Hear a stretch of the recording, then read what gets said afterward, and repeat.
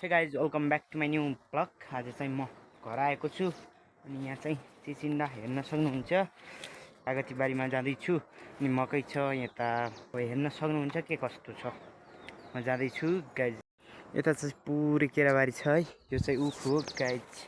म चाहिँ जाँदैछु मकै अनि त्यहाँ चाहिँ मकै छ अनि यो चाहिँ पुरै कागती बारी हेर्न सक्नुहुन्छ। जाँदैछु, लेट्स सी गाइज। त्यही हो अनि यो चाहिँ आरुको रुख। अहिले आरु चाहिँ सकेछन् हेर्न सक्नुहुन्छ। यो चाहिँ पुरै फल धेरै भएर हो कि के हो, हाँगै तल बसेछ। यो पालि पुरै टेका लाग्नु पर्ने हो कि के हुने गाइज। त्यहाँ यति तल झरिसकेछ यार।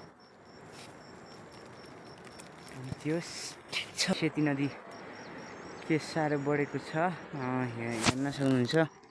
उता लास्ट बढेको छ।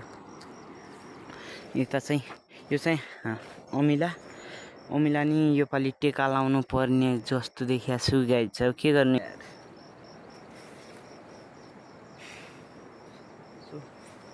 हेर्न सक्नुहुन्छ। अनि मेरो घर नि देखाउँछु आज चाहिँ कस्तो भएर रहेछ। अनि यो चाहिँ केरा छ यहाँ नि चिचिन्डा हेर्न सक्नुहुन्छ गाइज। मेरा देखाउँछु, यो चाहिँ सानै रहेछ। छन् धेरै छन् गाइज, धेरै छन्। म चाहिँ एकैछिन देखाउँछु। अनि यस्तो छ, यहाँ चाहिँ केरा छ।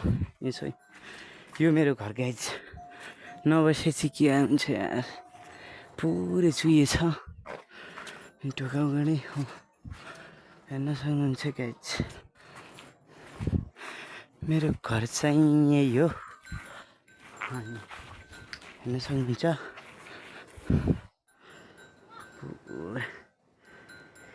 गाउँको घर चाहिँ यही हो गाइज मेरो। सक्नुहुन्छ गाइज, पुरै वाह यस्तो छ। यस्तो देख्न सक्नुहुन्छ। यो चाहिँ दाते ओखर हो अनि केरा। यो चाहिँ मौसम हो गाइज। पुरै मेरो गाउँको भ्यू चाहिँ यस्तो छ है गाइज। थोरै अलिक घाम चाहिँ देखिन लाग्छ। त्यही हो। अब आजको भिडियो कस्तो लाग्यो, राम्रो लाग्यो भने लाइक एन्ड कमेन्ट सब्सक्राइब र सेयर गरिदिनु होला भन्न चाहन्छु। अनि सबैले माया गरिदिनु होला।